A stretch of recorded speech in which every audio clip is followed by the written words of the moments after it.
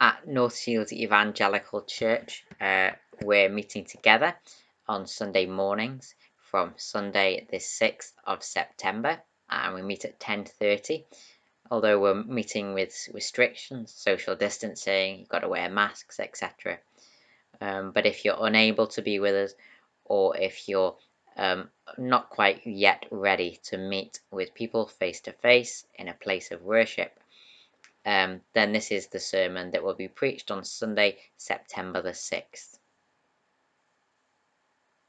This sermon is based on Exodus 16, and it's titled, The God Who is Faithful. Now, in your heads, I'd like you to answer two questions. In the last 6 months, firstly, what have you learnt about life? Second question, what have you learnt about yourself? Give yourself a second to think up a one-sentence answer to both of these questions. What have you learnt about life? What have you learnt about yourself? What have you learnt about life? Well, I've certainly learnt that life is unpredictable. COVID-19 certainly took us by surprise, and no one really knows what is going to happen next. We've also all learned that loss is inevitable. COVID-19 made no distinction between the prince or the pauper. Everyone has experienced loss of some form or description. We've come to realize that human solutions aren't always as dependable as we'd like. Neither doctors, scientists, governments, or gurus have all the answers we would like. These realizations have been scary for all of us. We'd rather hide from the worst of life, but we can't. And often we are lacking in solutions.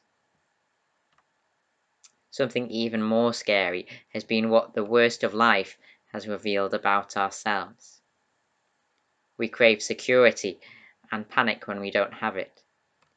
We create a sense of identity around our job or a role that we perform, and then wonder who we are when these things are taken away. We seek prosperity in this life and don't always handle difficulty well.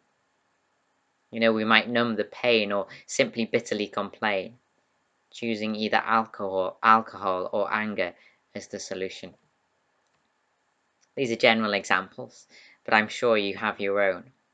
Sometimes the worst of life can bring out the worst in us.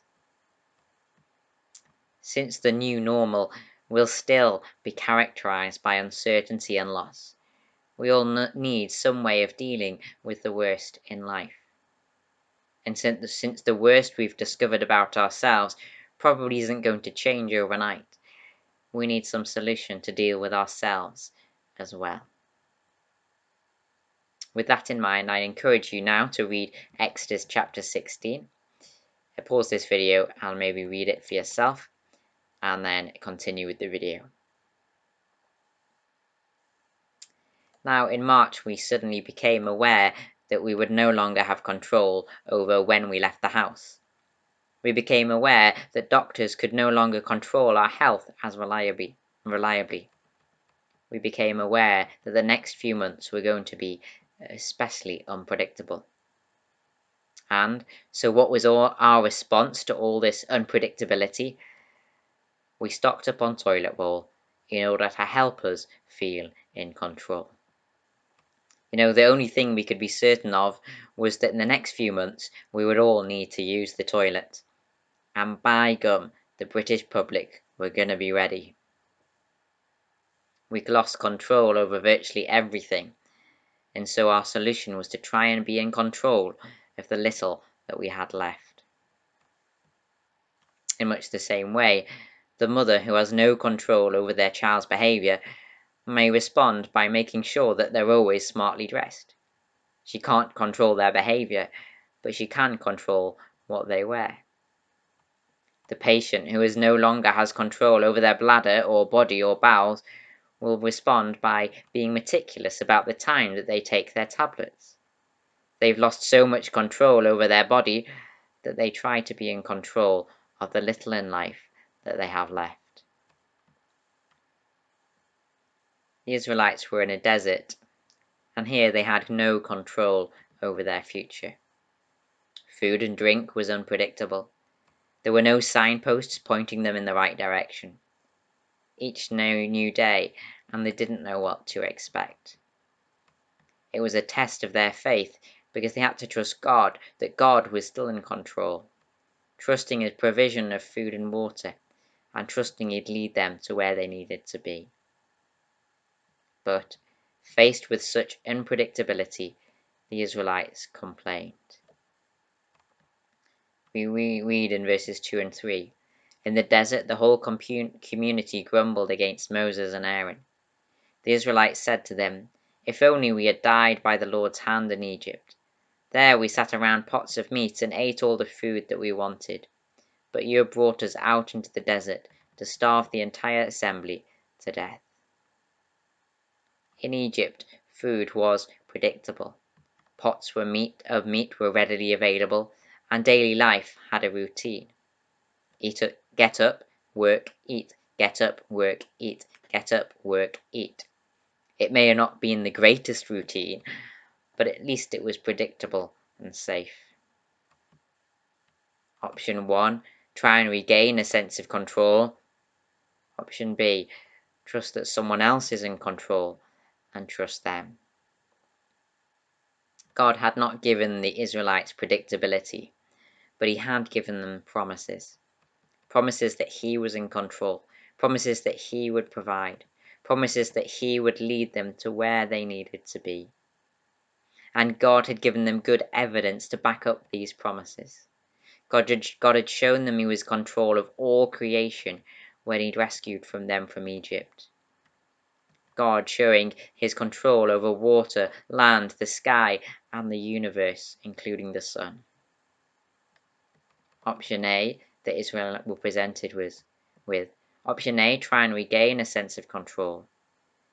Option B, trust that God is in control of all things. At the moment, we, the government, scientists and doctors, are all trying to control life through projections and trial and error. But the much better person Christians have to trust is God Himself. A God who doesn't give us predictability, but He does give us promises. Promises in which we can depend. Promises such as, "My grace is sufficient for you," or "God works for the good of those who love Him." That God knows the end from the beginning, including what still is to come. That doesn't mean humans don't have a responsibility to try and predict sensibly predict the future, or do sensible things to, make sure that bad things don't happen. But it's important to remember that God is ultimately in control of the things that we don't have control over. So, when life throws its worst at you, how do you react? By panicking? By frantically trying to regain a sense of control?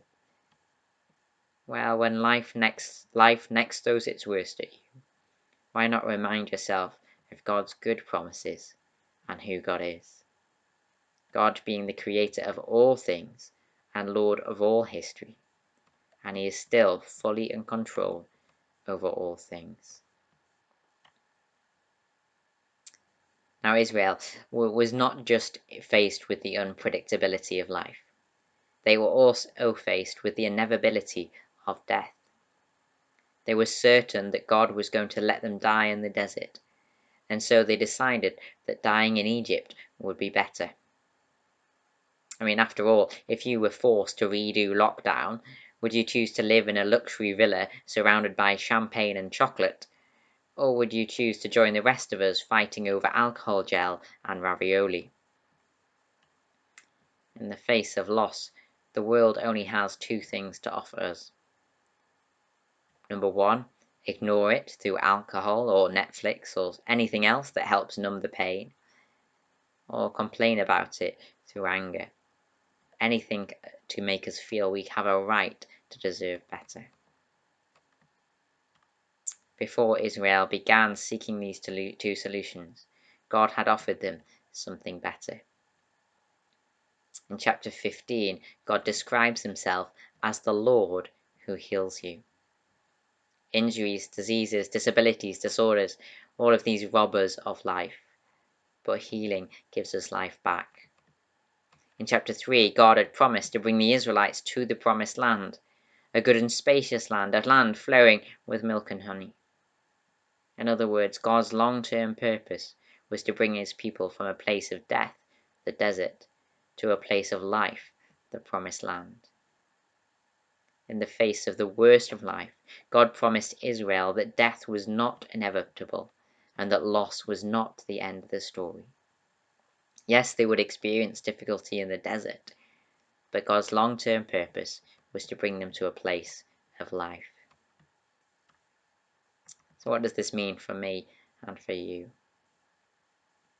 Well, before this video, I suspect someone has, in the last 48 hours, has asked you, are you alright? How are you feeling? Now, this may have given you the opportunity to complain, or this may have given you the opportunity to ignore how you are truly feeling by replying, I'm doing fine. However, if you are a Christian, there is an even better question to ask yourself. Not the question, how am I feeling today? But the question, what am I believing in today?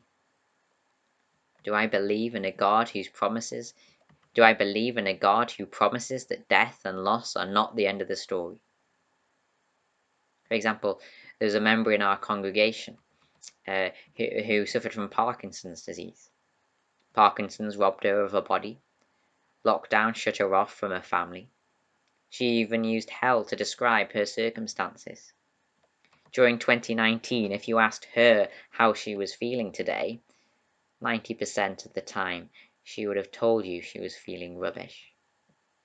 How did she cope with the constant loss of bodily function, including the ability to walk, chew, and speak? How did she cope with the inevitability of death? Not by asking herself, how am I feeling today? But by asking herself, what do I believe in today? Her answer for 365 days of the year was this: I believe in God, I trust his promises, I have faith in Jesus. And when this is your answer, you're prepared to survive whatever loss you have to face next. God proved to Israel that he had the power over life and death in the last plague that he sent on the Egyptians. In this plague, the firstborn son of every Egyptian died. God has proved to us that he has the power over life and death in the death and resurrection of his one and only Son. You know, if you find the idea of God being in control of all things difficult, well, look to God's Son, Jesus. Jesus had all control taken off him when he was arrested. Jesus was powerless when he was nailed to a cross. When Jesus was arrested, he was subject to an unfair trial in which he had no control over the outcome. He had no lawyer, and no one listened to anything that he said. When Jesus was nailed to a cross, people shouted, "Save yourself," knowing full well that he couldn't. They even had to give him a drink because he was too weak to speak. Jesus had all control taken off him when he was arrested. Death was the inevitable result when he was nailed to the cross. And yet what happened next? 3 days later, he rose from the grave. So, how are you feeling today? Rubbish? Tired? Hopeless? Discouraged? Let down? You know, it's fine to feel these things and complain about them to a degree. But the only way to survive the worst of life is to focus on the God in whom you believe, if you're a believer. For those who believe in Jesus, life, not death, is the end of the story. Just like with Jesus, the Christian's death is followed by a resurrection. A resurrection to be with God forever in a place where the losses of life will be no more. John, who saw a vision of the future, records what that day will look like for God's people. On that day in Revelation 21, he says, He, God, will wipe every tear from their eyes. There will be no more death, or mourning, or crying, or pain, for the old order of things has passed away. In the face of the worst of life, Jesus is the only one who can give you hope, the hope that one day death and all loss will be no more. Ask Jesus for that hope if you do not have it already. And if you do have this hope, remind yourself of this when life throws its worst at you. Now on to the second part. In verses 1 to 3, the question the Israelites were asking was this: will God fail us? The answer God gives in the rest of the passage is no, God would not fail them. God would provide a bread like food for them in the desert. God would provide this bread for the 40 years until they reached the promised land. In verses 1 to 3, the question the Israelites are asking is this: will God fail us? In verse 4, the question God asks the people is this: will my people fail me?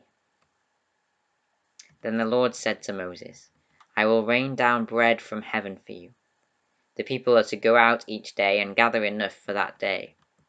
In this way I will test them and see whether they will follow my instructions. The question God asks is, will my people fail me? Would they trust that God would provide food for them each day? Verses 20 and 27 are the answers to that question. No, the people would not trust or obey God. Verse 19, Moses said to them, no one is to keep any of it until morning. The Israelites weren't to keep bread from one day for the next. Instead, they were to trust that God would provide them with sufficient bread on a daily basis. However, we read in verse 20, some of them paid no attention to Moses. They kept part of it until morning, but it was full of maggots and began to smell. The question God asks is this: will my people fail me? The answer to that question was yes. Verse 26, 6 days you are to gather it, the bread, but on the seventh day, the Sabbath, there will not be any. On a Friday, God would send twice as much bread. On a Friday, the Israelites were to gather twice as much and keep half of it to eat on the next day. This day was the Saturday, the day called the Sabbath. On the Sabbath, they were to rest. Verse 27, nevertheless, some of the people went out on the seventh day to gather it, but they found none. Then the Lord said to Moses, how long will you refuse to keep my commands and my instructions? The question God asks is this: will my people fail me? Again, the answer to that question was yes. So now that we've answered the question, what is the application? What do we meant to take from these verses to apply to our lives?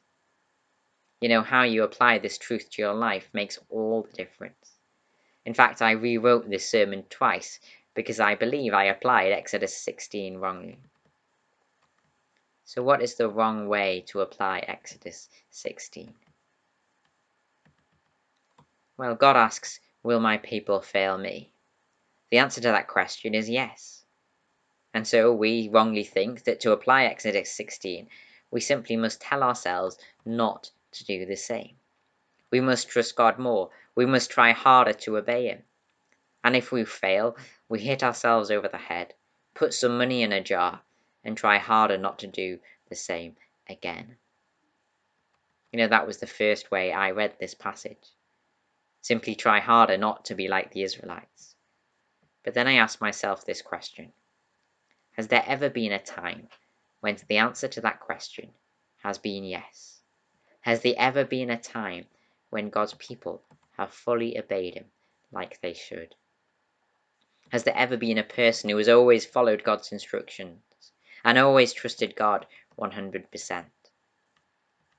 The answer to that question in the Bible and in life has always been no. No one has managed to do it. So simply telling ourselves to try harder and not to fail God quite clearly can't be the application of these verses. So if God will never fail us, but we will always fail him, what does God offer us as the solution? Verse 32 and 33. Moses said, "This is what the Lord has commanded. Take an omer," which was a set amount, "take an omer of manna and keep it for the generations to come, so that they can see the bread I gave you to eat in the wilderness when I brought you out of Egypt." So Moses said to Aaron, "Take a jar and put an omer of manna in it. Then place it before the Lord to be kept for the generations to come." The Israelites would soon build a box called the Ark of the Covenant that reminded them of God's presence with them. God asked that a set amount of manna, or bread, was kept in this box as a reminder for generations to come. What was this manna to be a reminder of? Well, those of you with a smartphone will know that people take pictures of their food all the time. People take a picture of the perfect meal that they've prepared, or their plump homegrown tomatoes, or their perfectly risen loaf of bread. Now, people are selective about what information they share with others in these photos. Rarely do people send pictures of their toast that they burnt, or the scones that they broke their teeth on, or rarely do people send pictures of them eating a can of baked beans straight from the tin. People don't share with others the worst about themselves. Not on the phone, not on the internet, nor face to face. Why do we do this? Because if people knew the worst about us, well, we know that they'd never accept us. Now, God knew the worst about the Israelites. And yet what did God command to be placed before him? Not the bread with maggots in, a reminder of the people's failure. Not a list of the names of the people who complained and disobeyed him. What did God command be placed before him? Not a reminder of their unfaithfulness. Instead, God commands manna be placed in the Ark of the Covenant, next to the 10 Commands. Why? Well, the Israelites' relationship with God wasn't based on their success or failure in obeying him. Instead, the manna reminded them of God's perfect faithfulness towards them. Their relationship was based on his faithfulness, not their faithlessness. And the application for you is the same.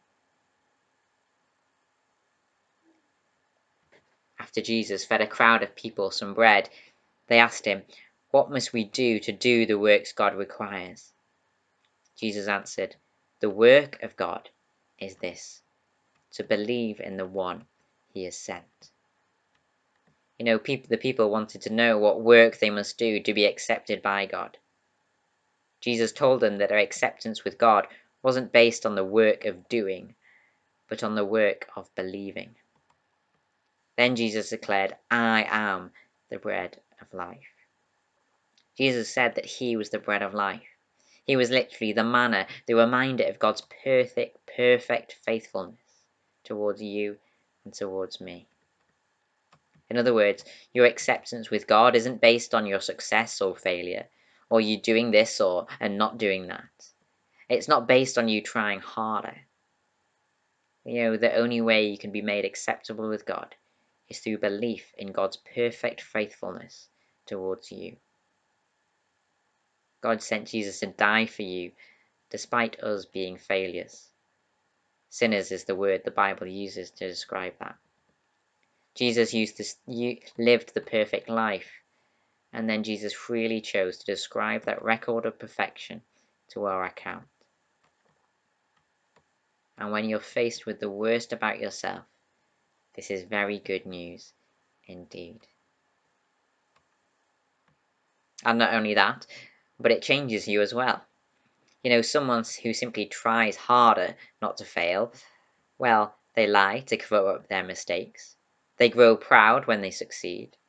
They show little grace towards the failures of others. Whereas the person who knows the worst about themselves, but looks to God's faithfulness and knows they are accepted, that person is changed for the better. They don't need to lie to cover up their mistakes. They're humble towards God and towards others, and they show grace to others when they fail. The person who knows the worst about themselves but looks to God for grace actually ends up trusting and obeying God more. So back to our first two questions. In the last 6 months, what have you learnt about yourself? You know, the only way you'll be able to face the worst about yourself is by looking to Jesus, the bread of life. Through faith in Jesus, you can have a relationship with God that is not based on your unfaithfulness towards God, but instead is based on His faithfulness towards you. In the last 6 months, what have you learnt about life? It's unpredictable. Loss is inevitable. Human sources of security aren't as dependable as you thought. When you are reminded of these things in the next 6 months, remember God is still in control. And though He doesn't give us predictability, He does give us promises upon which we can trust.